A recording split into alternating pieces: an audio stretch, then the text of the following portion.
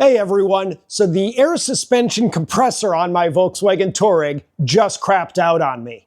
Today, we're going to see if this $40 air dryer, which is actually cracked on my OEM compressor, can be replaced, saving myself time and money.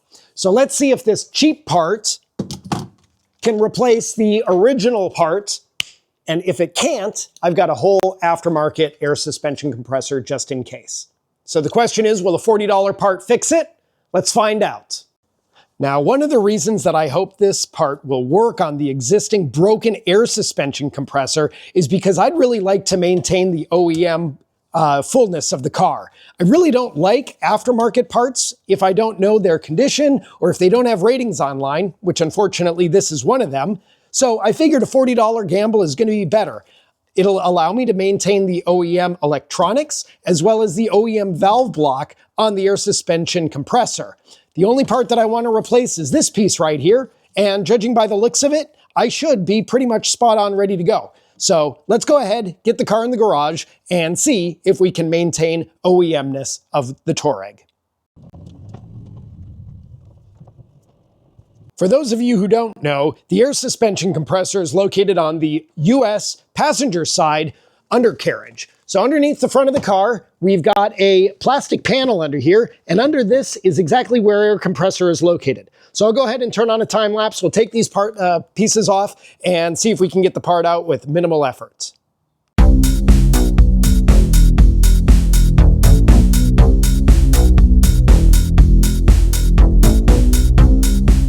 So I've got VCDS set up. I'm ready to do the output tests for the suspension level control. So let's go ahead and make sure we set everything up. We're going to make sure that all the doors are locked. We're going to pretend that our driver's side door, passenger side door is locked, and we're going to go through and cycle this.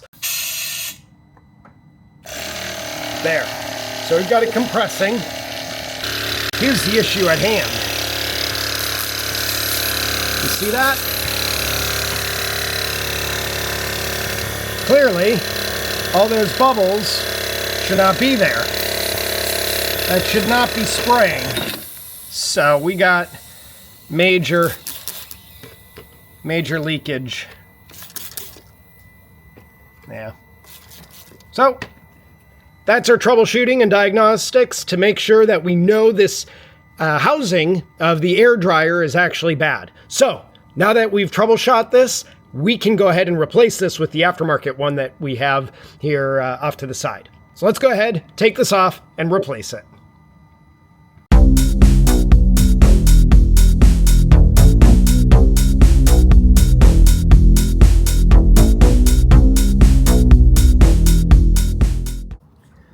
After a little bit of playing around and figuring out what might be causing this thing to get stuck in, I cradled it in my hand and I used a pry bar to gently pry up here. But what you've got to do is you've got to push this black ring here down. Apparently there's little teeth on it that hold this thing in place. So as this is in, I pried up a little bit, and you just take a flathead screwdriver and push little tiny bit. It moves like a fraction of an inch, kind of like a little bit at a time, and as you push that around with the screwdriver and gently pry this thing up, the teeth inside of the hole here release, and that allows you to take out this air hose.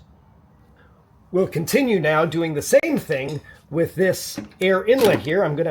Looks like that came out a whole lot easier. I pushed in this red O-ring and it released the teeth, and boom, that thing came right out. So do not break this. This is very delicate plastic in here. And the last thing you want to do is have to order another one, and your car's out of commission. So we'll set that off to the side. We'll continue with this air housing replacement.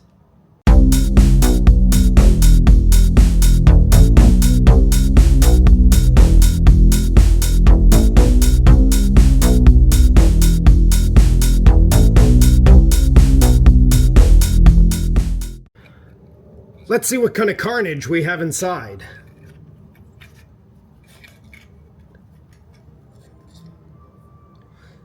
There certainly is evidence of water intrusion, judging by the rust on that spring. Holy cow. Just look at that. That is gross, and it's a good thing we're replacing this. Here's a good insight as to what the new air dryer looks like versus what the old original air dryer looks like. And if we zoom in a little bit, I know it's really hard to see, but you can see these hairline cracks. All of this pressure just builds up, and this plastic, after 20 years, 18, 20 years old, just starts to crack. So what we're going to do is we're going to get rid of that housing. I'm going to see if maybe there's a way to keep the German label on it. I'm guessing not, but you never know. And what I'm going to do is I'm going to swap it with this new air dryer, and we're going to use the new spring that I have set aside. So let's go ahead and put those back together now.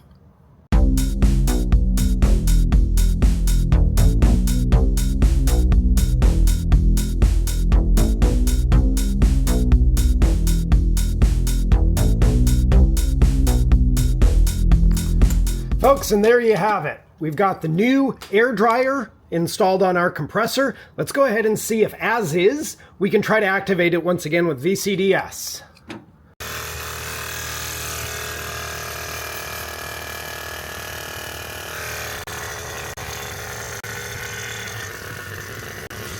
After some soapy water testing, I'm not seeing any leaks, which is a good sign. You know, everything works. Let's hook everything back up.